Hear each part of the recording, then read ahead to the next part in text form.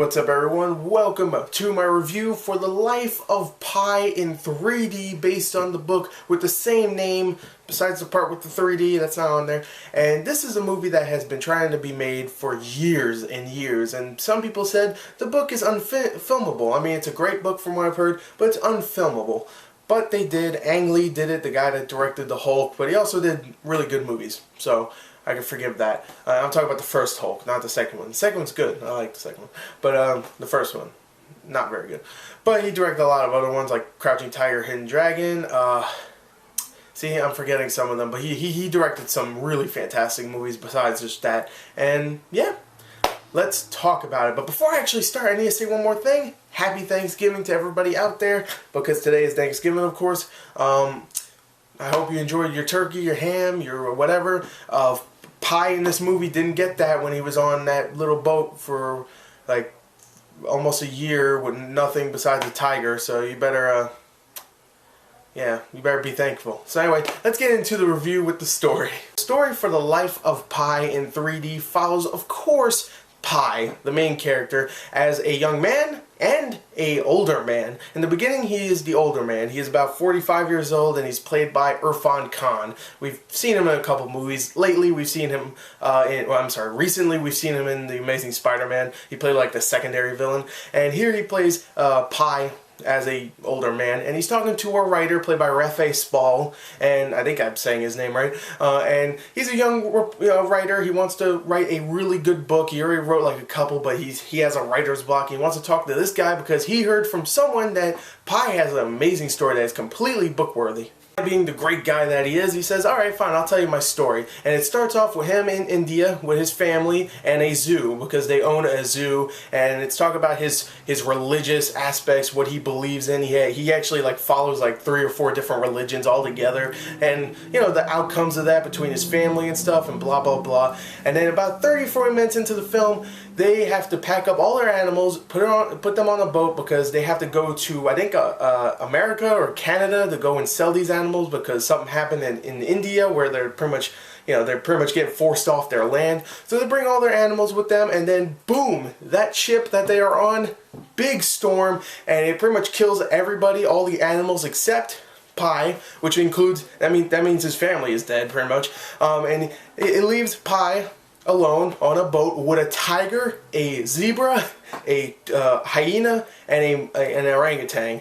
So that's where the story, leaves off. I mean, he has to, pretty much kind of communicate with all these animals, at least for the most part. Some of them start, going away. I'm not gonna spoil it, but some of them start to. And he has to communicate with these animals, pretty much somewhat build a relationship, try to survive, of course, because he's in the water for almost a year in this film. And yeah, it's just a great story. It really is. It's a fantastic story of adventure, religion, just belief. It's just a great story with a great character and a fantastic young actor playing Pi named Sarif Sharma, I think that's his name, and he is a great actor. This is his first role, and he did an amazing job here. I think I'm saying his name right. I hope I am, but because he is amazing in this film. And of course, Irfan Khan is great as the older Pi, and I really like Rafe Spall as the writer later on, not later on, in the beginning, when he's like, talking about his life and stuff. And so I think the story here is fantastic, very adventurous, and the acting for the most part is really damn good as well. So overall, I think the story and the acting is fantastic here. Like I said, Ang Lee directs this movie, and to be honest, at times I got him confused with Steven Spielberg, because there was times where the visuals and just the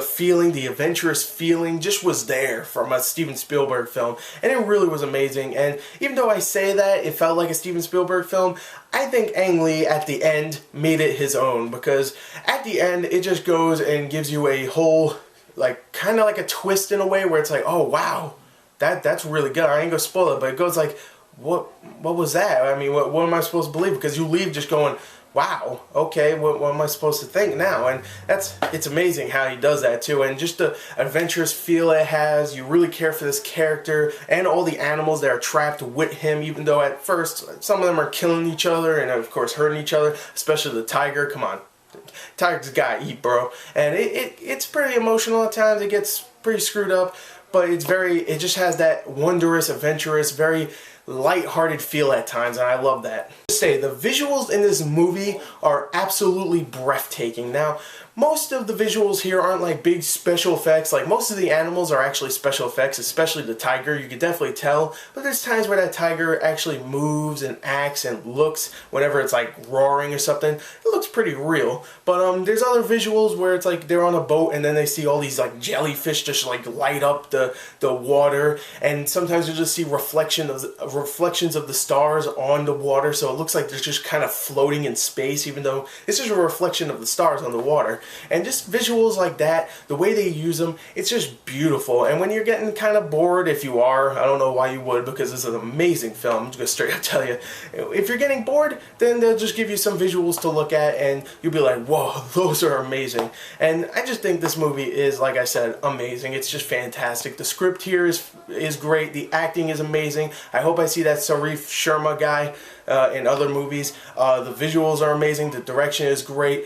This twist at the end is just mind-blowing in a way, and I love this movie. I thought The Life of Pi was great, and also the 3D actually enhanced some of the stuff. All the visuals, all that stuff coming out at you, it doesn't come at you like, you know, a typical, you know, cheesy 3D film would, but where it's like, oh, look at that. No, it's more like it puts you into the environment, and I love that. So overall, I think Life of Pi is a fantastic film. If I can say anything that's wrong with it, it does get a little slow at times. It's a pretty long movie, but that's it. That's the only problem I can think of. It gets a little slow, just a teensy-weensy bit. So I'm going to give this a 39 out of 40. This year has been amazing for films. Like, I'm not just grading these movies high because I'm like really